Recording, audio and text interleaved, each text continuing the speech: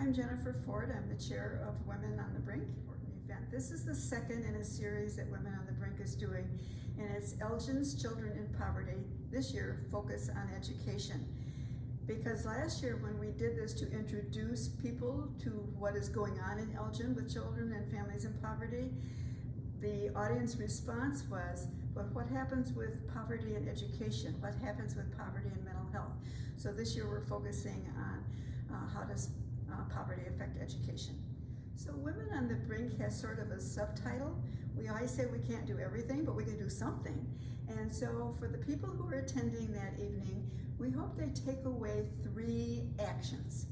The first one is donate. Poverty by definition means they don't have any money. And so there are places that people can donate, and we will try to give you lists of that. The second idea is it takes a village to handle all of these problems. And so volunteering, we will have lists of opportunities where people can volunteer and what kinds of volunteering we need. And the third is we still know that dealing with poverty ends up being a legislative issue. And so we want to teach people how to advocate, whether at the local, the state, or the federal level. How do you advocate to help people who are living in poverty? Hi, my name's Pat Chamberlain, and in this context, I will be moderator on the for our marvelous event for the Women on the Brink. You know, what's really critical at this juncture in terms of our programming for Women on the Brink is that the pandemic has had a tremendous impact on young children. It has had a tremendous impact on young children in poverty, and it has had a tremendous impact on their education. They are coming to us to schools, to preschools, in a very different condition than they have before. They have limited play skills because they haven't been able to play.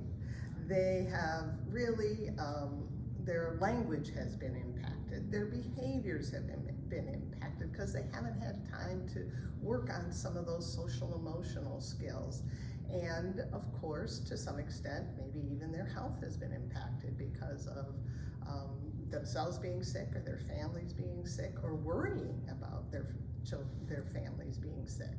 So because of the pandemic, there's never been a better time to talk about how poverty and education can be impacted by some of the things we can do.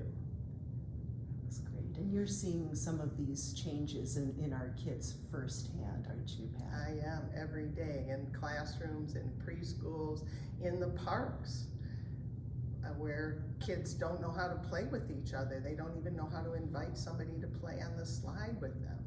It's a marked change over pre and post pandemic. Not to mention screen time.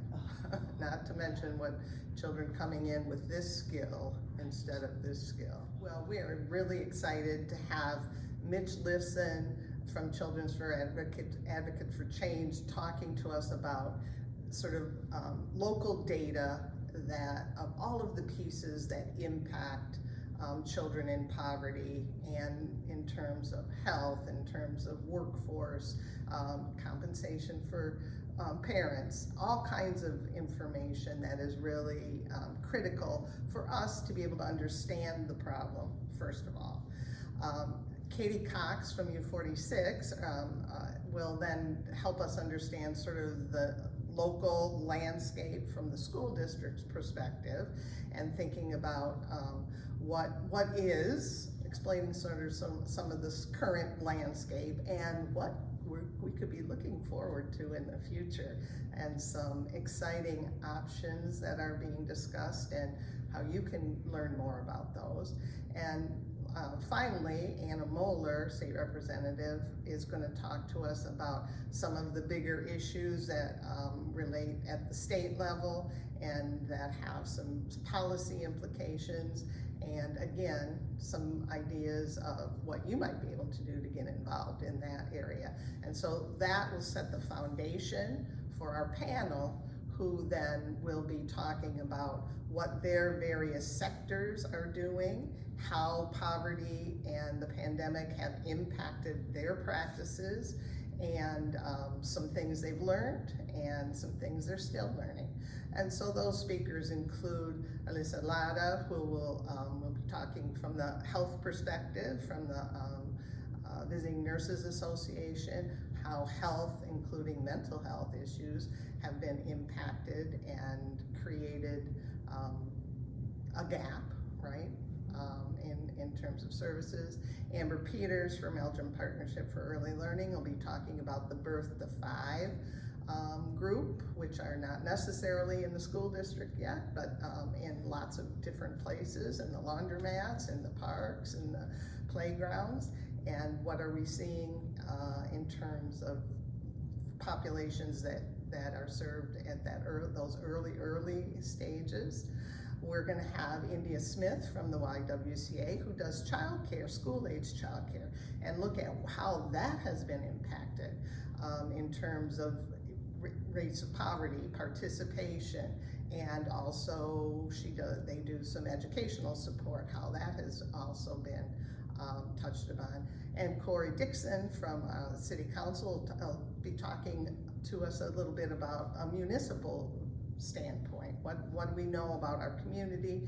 How is poverty being impacted our particular community, and thus the educational outcomes for kiddos? There is an integration, and integration is critical to both identifying where we are, but also figuring out where we need to go. And there will also be opportunities for audience participation as the conversation amongst the panelists are ongoing.